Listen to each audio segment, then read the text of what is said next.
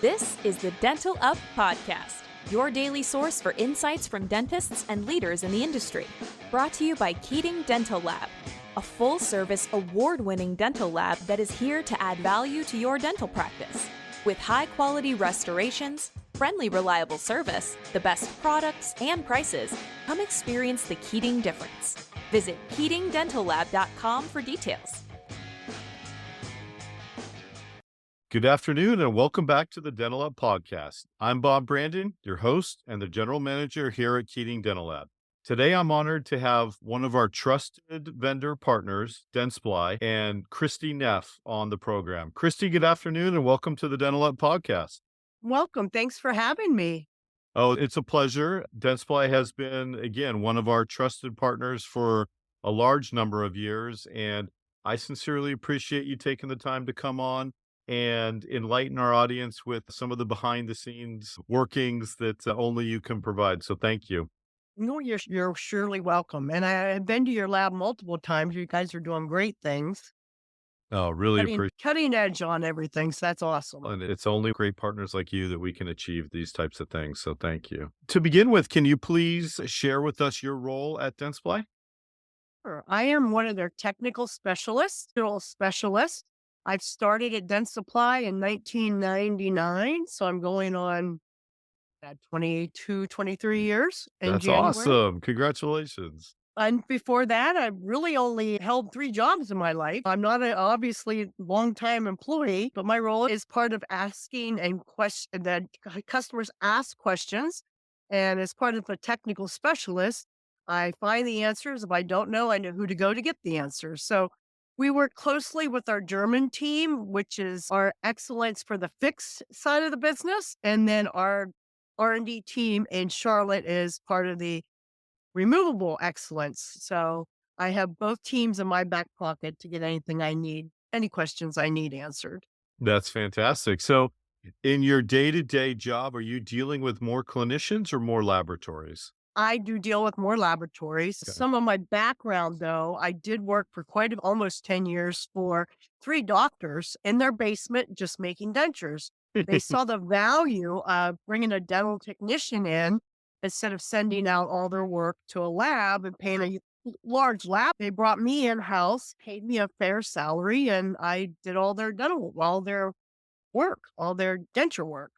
Yeah, and that's actually the best for a technician when you can see your own work in a patient's mouth and make the necessary adjustments to achieve perfection. That is so true because my job before that was in a dental lab, small lab, and you never heard anything good. If a doctor was Right. calling, he or she was calling. If an office staff called, it was for a pickup. But if the doctor was calling, then you knew you were going to get an earful. So when I went to the office atmosphere, I was a little nervous, but learned to love it because I could. They were allowing me to set teeth chair side. I was the one turning a lateral or moving a Mhm. canine. So it really did. It educated me even more. I thought I knew, but I didn't already. I thought I already knew what I knew, but then when I saw the patient, it just totally changed. In fact, I almost didn't take my job at Dentsply because I was so happy there. Dentsply approached me, and I took it to one of my doctors, and they said, "We love you. You have to go. You have no retirement here. You're saving for your own insurance. You've got to go. It's a great opportunity." So I actually went to Dentsply, and then I moonlighted over there in the evening for almost a couple years doing their dentures at night. So Wow. So you had the best of both worlds for a I little kind of while did there. for a while. And then I got more put on the road for Dentsply Sirona, coming out to labs like yours and training them. And so that gig went away. That's phenomenal that you have that direct to patient care background because I've always felt that that's the best way to learn. And not only that, but seeing failure and then being able to fix it and make the corrections yourself. And then the end result, gosh, having a patient come thank you, shake your hand, smile big for you right in person. That was always such a wonderful experience. Yeah, I've had 26-year-old man cry. I Oh, mean, wow. yeah, he was without getting married and I was an immediate denture, but once we got him to a restoration that fit and he was just really excited. What a great experience. Now, for the purposes of today, what we want to highlight is the Dentsply workflow with carbon and digital dentures specifically. But going back a number of years when you and your company came up with the workflow, can you share with us some of the different vendors and partners you guys were considering, and then lead into some of the thought processes on why you guys decided to partner with carbon? We started with carbon. In my office, I was lucky enough to have an office in our R&D building. So I got to see that all the R&D work that was put involved, a lot of failures, a lot of successes. But then I always like to say Dentsply puts their belt and suspenders on. They don't release a product till they're sure it's going to be a successful product. So Dentsply Sirona has been working on this digital denture for, I'm going to say 7 years now. It's been released too, but it was about 5 years in the making. And we started with carbon because Dentsply wants quality, we want reliability, we want repeatability, and we need something that we can trust is going to be the best product we can put out there. So we started with carbon because they're the biggest. They print everything. They print for aerospace. They print for car manufacturers. They make bicycle seats, helmets for football players and hockey players. So they were the 900-pound gorilla at the time for printing. So they presented a partnership with us that we felt was going to be what we could work with. It gave us good reliability, predictability. The fits were great. They were spot on. There's no shrinkage with this material, so we could do fit test and tell that the fit was going to be great. When you're working with stone and acrylic to make a denture, your stone is distorting, your acrylic is distorting, your stone distorts and shrinks and contracts, your acrylic shrinks and contracts. You can get up to a 14% distortion rate on an acrylic denture. It is really a wonder that an acrylic denture floats on a piece of spit can actually fit as well as it does. That's right. But I think we've just gotten used to that. I think that was the exception. That's just what was the norm. So when printed dentures came along and we could do a truly one-to-one fit, there's zero distortion in this. And if you work on a scan, then you have no stone distortion. So we teamed up with Carbon. The fit was great. It was a great partnership. Since then, we have worked forward to validate a couple other printers. We have now the Asiga printers validated, and we do have a list of other ones we're working on. Our next one will be our printer. We have a Prime Print, which is more for the office. It's not for a dental lab. The platform's going to be able to fit one denture on there, but it works well for a doctor's office because it's self-contained printer. There's no switching out of materials. They're in a cartridge, almost like a Kool-Aid container. And so the office doesn't have to smell, doesn't have to have the IPA exposed. So that'll be the next printer validated. But there is a list of validation going on for a couple other major printers. That's excellent. The printer for chairside in-office use is definitely quite different than the carbon printers we have here in the laboratory. So let's go back to the technical steps. And from a technical standpoint, how does adopting a digital workflow for a dentist save them time and appointments? It does save them multiple appointments. My mother wears a denture, and she's been a denture wearer since she was 30. If you watch the NADL videos Dentsply sponsored maybe 7 or 8 years ago, she was our patient. Oh, So, awesome. yeah, we were looking for a patient. And I thought, well, my mother would do anything I asked her to do. She sat through 13 different impressions. He ended up walking out with 5 different dentures. And then just recently, I took her down to Charlotte and we gave her a digital denture. And she cannot get that out of her mouth. She has to use a spoon to get it out of her mouth. Oh, The wow. fit is amazing. I also took her best friend down there who was wearing a 40-year-old denture. And when I took them home, I took a handpiece and was going to spend on the weekend with them, expecting to have to do some adjustments. Neither one of them needed an adjustment because these fit so well that you're not getting the rocking that causes sore spots. Now, so we do say you're going to have less post-insertion adjustments, which doctors hate because you don't have Mrs. Jones in the schedule Monday morning. You Mhm. got to find time for her. You got to clean the room. You got to fit her in the schedule. You got to pull an assistant. So those post insertion adjustments can be drastically saving in time.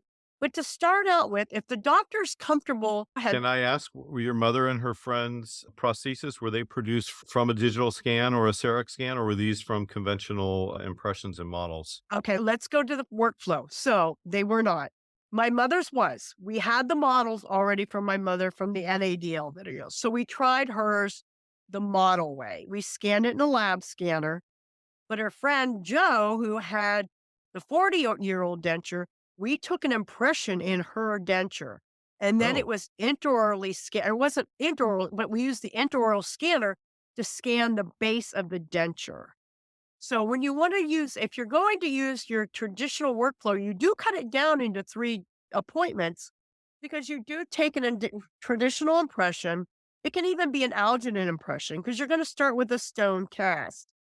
At that point, the lab's going to give you a bite rim, just like they would. Now you can skip the custom tray appointment because at that bite rim appointment, the doctor can border mold that stabilized base and take the bite all at one appointment.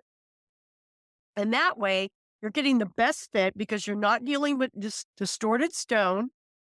You're going to a digital impression almost inside that a wash inside that bite rim. So you take that appointment out. There's one appointment for that bite. You get a try-in, and then you can go right to the final denture. Now, a lot of doctors are skipping even that try-in. After 1 or 2, the lab can screenshot the design onto the doctor, and the doctor can agree or not agree with the design. The nice thing about our libraries, when we talk about the digital libraries, so many of the other competitors, they loaded tooth by tooth into a library. Our library, we spent 3 years just making our libraries. We had a master DT, 3rd generation. He shut down his lab. The gentleman was in his late 50s, shut his lab down to come to work for us. And for 3 years, he did nothing but make our libraries. So our libraries come in already occluded. They're textbook occlusion. They have a millimeter over jet, a millimeter overlap, and they're always in lingualized or balanced occlusion. Now, with that being said, that's why a doctor can look at the screen, say, I think that will work, and they'd skip the try-in. Now, if they do want the try-in, that is one extra step, but that try-in becomes very valuable. One, you can let it be a trial denture. The patient will go home with it. Patient can show it to their husband or their wives. They can eat with it. They can see if they like it. The lab, you guys could be painting pink acrylic on because it is a monolithic look. So you could be painting on some pink acrylic on the facial part of it. And then it acts as like an embarrassment denture. Because if the dog gets it, then, the patient is out a denture for a day. And I know myself, I'd rather be wearing this monolithic denture with some pink acrylic on it than having no denture at all. The other nice thing about it is you always have a digital record. So if your patient's dog does get it, they call you guys, a click of a button, you're making a new denture in a day. No more impressioning, no more going through the steps. So the digital workflow can be, if we go back to taking an impression in a bite rim, if the doctor does have an intraoral scanner, he can scan that. He scans the bite rim, he scans the tissue side, he scans the 2 bite rims together, sends it to the lab. 80% of the denture wearers have an existing denture. So if you have a doctor with an intraoral scanner, he can take the patient the teeth may be worn out or the acrylic's very thin, and the patient may feel like they just want another denture. And some people really are happy with their dentures, even if they're not quite happy with maybe the shade. That doesn't matter. You take that existing denture and you do a wash impression in it. And then you take your intraoral scanner. You're going to scan the tissue, the wash impression. You're going to scan the occlusion, and you're only going to scan the buccal. So you don't need the lingual, you don't need the palate, and you scan that and then you send that off to your lab. So either way, it works exactly the same. We found the same results in both ways. Because of the digital impression may start out with a stone cast, but it turns into digital at the bite registration. Even if it comes back to your lab as a bite registration with the wash, you're not pouring a stone cast. You blocked it out to make a bite rim, and now you've got that back again. So now you've got an impression that is not blocked out, and you want that. You want that undercut for that retention of the denture. So it comes back into your lab, and you scan it and move forward in your 3-shape design and trust the digital and give you a digital design. Doctor can look at it online. He can change things, saves back and forth with the try-in. If he does take a try-in, the monolithic try-in, and he does do it that way, if he makes any changes on it, let's say he moves the midline a millimeter, and I know that's what happens a lot. I've made so many dentures where the midline just got moved a hair or the shade wasn't right. Those things we can handle digitally. If the doctor even grinds on the bite, you can get it back, you rescan it, you put it back in the 3-shape as an extra folder or as an extra file, and you can line the two up. You can line the two up and then do whatever adjustments the doctor required. Those are all fantastic tips. And we have found that the time savings, our customers have found that the savings in appointments and even in the production of a duplicate denture after an accident. We've had that happen a couple times here in the past year. And the technology is so phenomenal. It's allowed us to produce so much more for so many people. And we're so grateful to partner with both Dentsply and Carbon on this unbelievable workflow that you guys have created. And yeah, in the past 5 minutes there, I think you listed easily a dozen tips for our customers. So thank you so much. Yeah, it's really not that hard. The hardest thing for the doctor is the bite, and Yeah. especially a dentulous patient. They don't know. It's got to be a repeatable position, but that monolithic try-in really does gives them a chance. Take it for a test drive. Yeah, and we've done that with a large number of cases here where the patients have worn the temporary prosthesis for a couple days and we've had to change VDO, then go back into another try-in and they're more comfortable at this new VDO. But going back to that and going back to the bite, do you have any tips for dentists, both in the traditional workflow and the digital, on recording vertical dimension and CR? It's funny that I learned this a long time ago. If you put your hand up to your nose and to your chin, that's your vertical, no matter who you are. Now, not your hand. Your hand's not going to be my vertical, but the patient's hand. And it is really an old timer's tried and true. So sounds so simple, but it actually really does work. I've heard that too, and I've tried it, and I've been in a prosthodontist office that tried that. Where specifically on their hand and their finger is the dentist measuring this from? Right where your fingers touch to your hand. So there are devices. We don't make any, but I'm giving a shout out to our competitor, which do a great job. Car has a recording device that you can use digital. I think you guys have that. And I think you send some of those out to your doctors. We do. It Um, has been very helpful. You guys need to make yeah. one. I know. I took it back to our R&D department. I really did. When I left your lab and I was shown it, I did go back to our R&D department and attention that we need something like that. What about CR? Any tips for a dentist recording centric relation? Oh, again, your existing denture. If you've got an immediate denture, I always tell labs that are starting this journey, an immediate's your easiest denture. One, the doctor can intraoral scan.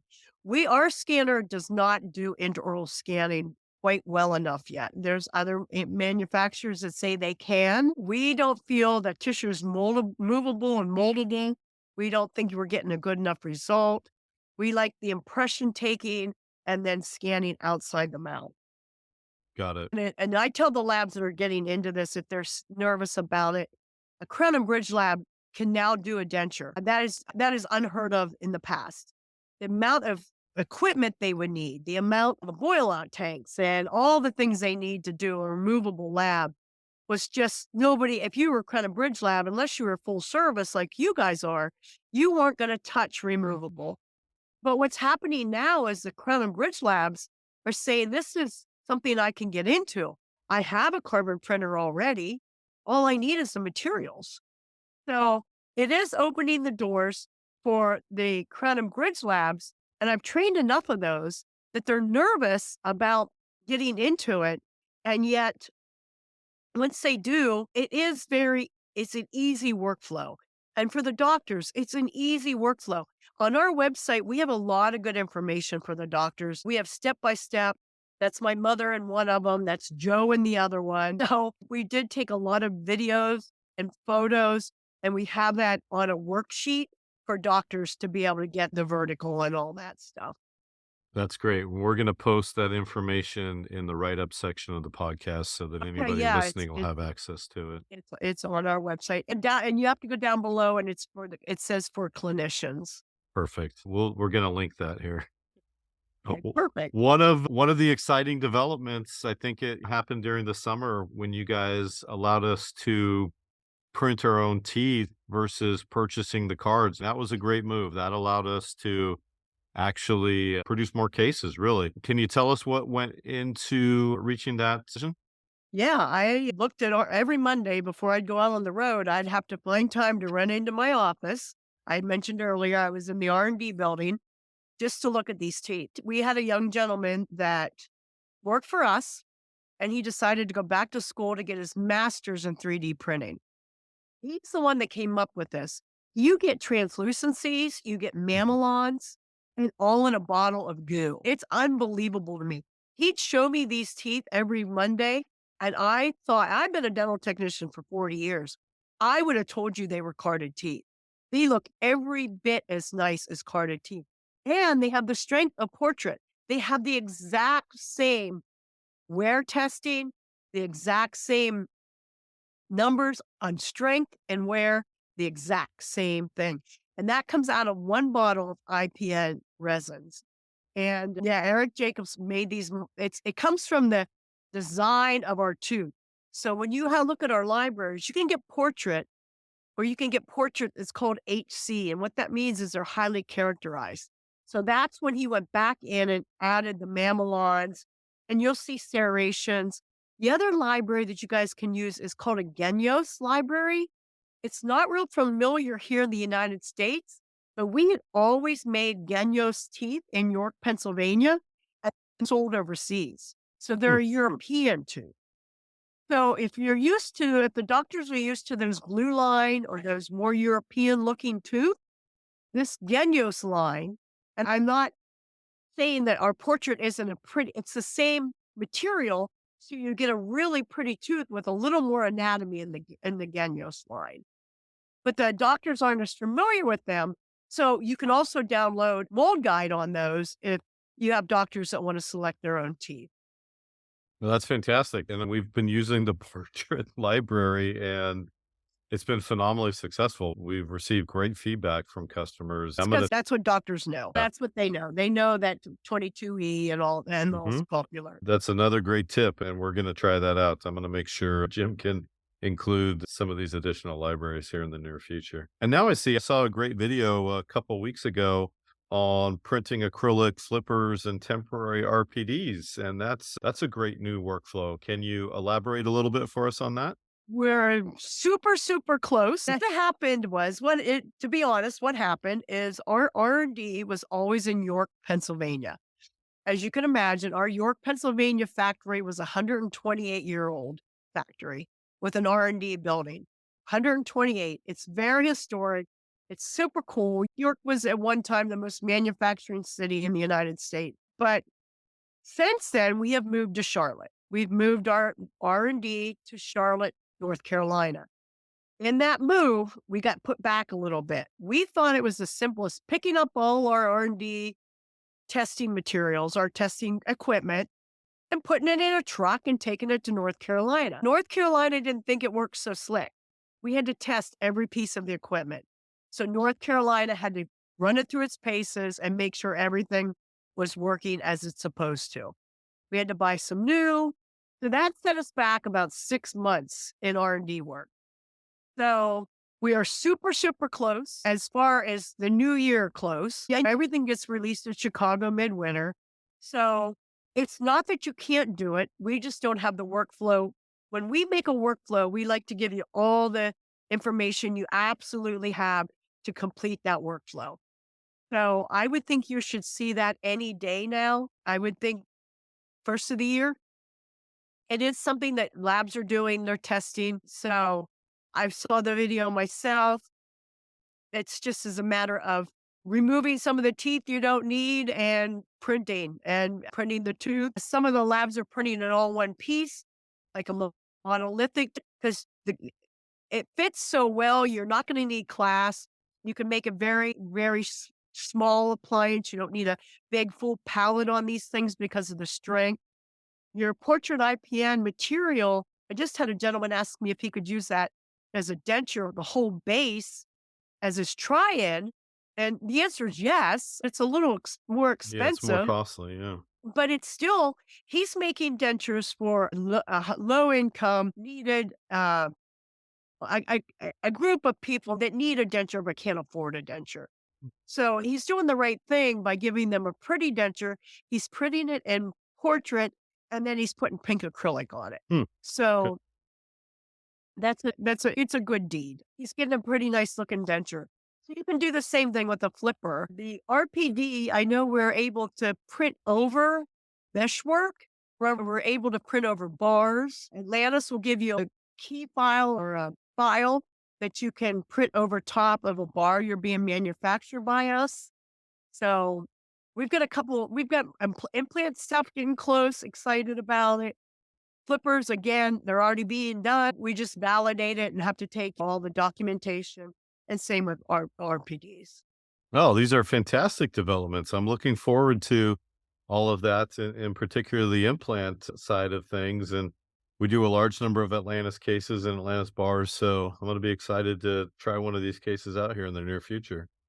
Yeah, that's a winner there, because you're usually waiting for your bar to get there, and then you send that out to the doctor to make sure it fits, and then you produce the denture. Now you can just produce the denture, send it out as a finished product.